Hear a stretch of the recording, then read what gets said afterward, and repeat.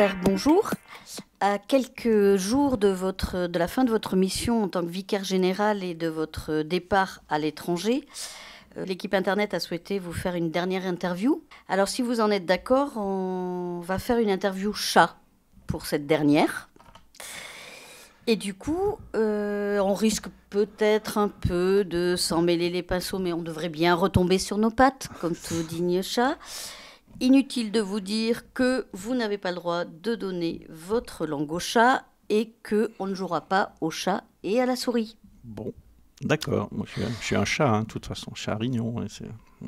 Alors, comme première question, est-ce que vous pouvez nous dire un peu dans quel état d'esprit vous êtes, donc à quelques jours de votre départ, comment ça va? Comment chat va.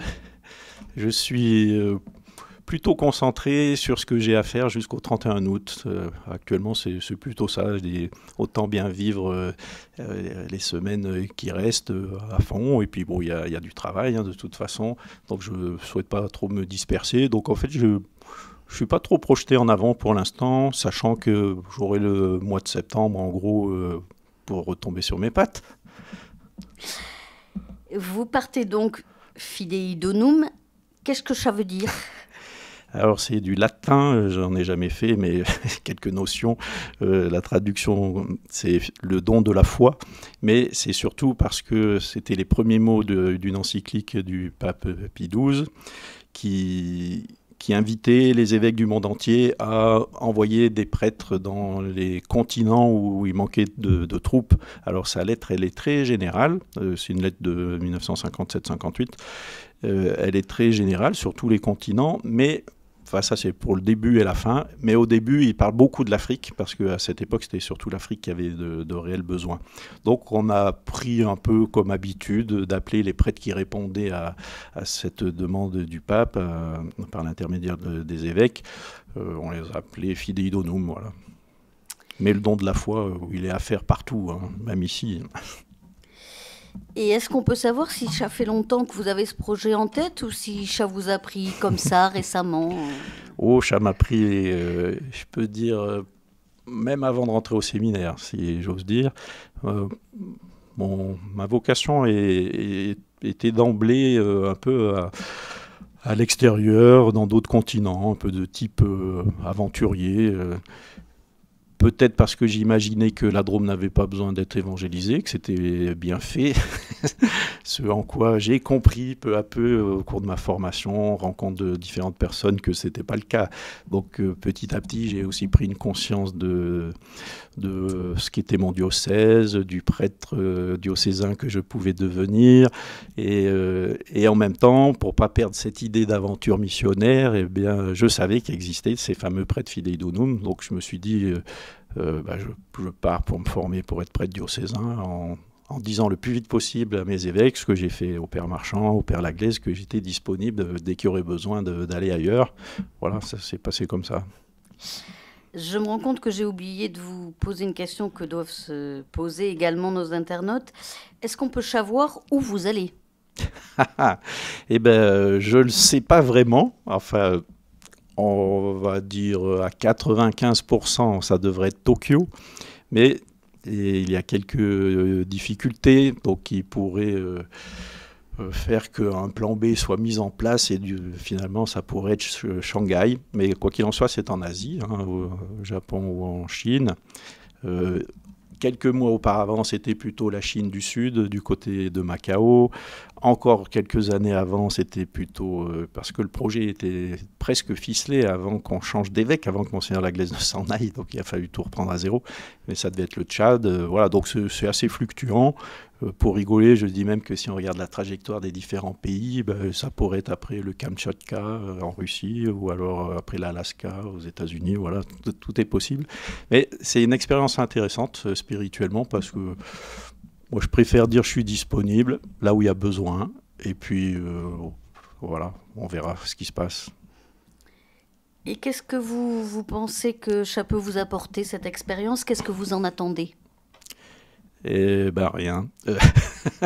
Bon, c'est un peu provoquant comme réponse, mais c'est dans le sens où je préfère pas trop, oui, me projeter, pas trop imaginer des choses, justement pour être réceptif au maximum aux nouveautés qui vont se présenter, à l'inattendu. Moi, j'aime beaucoup l'étonnement. Voilà, je trouve que ça contribue à la contemplation. Donc, j'attends au moins des rencontres. Donc, c'est ça qui va être le plus intéressant. Alors, comme j'avais dit lors de la clôture du synode, on pouvait créer des routes départementales ou des routes diocésaines de l'évangélisation avec les deux mots RD, donc rencontre et dialogue. Voilà, j'attends surtout ça. Et puis à partir de là, plein de bonnes surprises.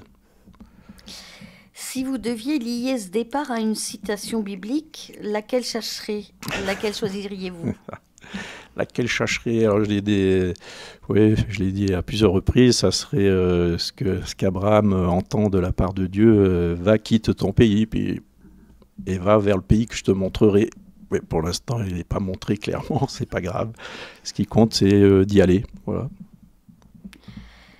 Et si vous deviez cette fois-ci amener un seul objet représentant la Drôme que vous aimez, dans vos bagages, ça serait quoi?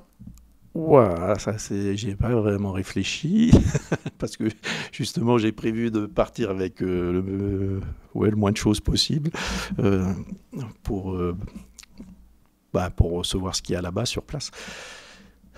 Pour représenter la Drôme, c'est quand même mes attaches, mais des fois c'est compliqué selon les compagnies d'aviation, mais j'apporterai une caillette. Alors, on a beaucoup donc parlé de chats. On va peut-être pour la dernière question bifurquer, si j'ose dire, sur votre passion qui est le vélo. Mmh. Donc, si vous étiez une course cycliste, laquelle chercherait? Une course cycliste qui représenterait quoi? Est-ce que c'est plutôt une d'endurance? Est-ce que c'est plutôt un contre-la-montre? Est-ce que laquelle vous représente le mieux? Pas le contre-la-montre, j'aime pas.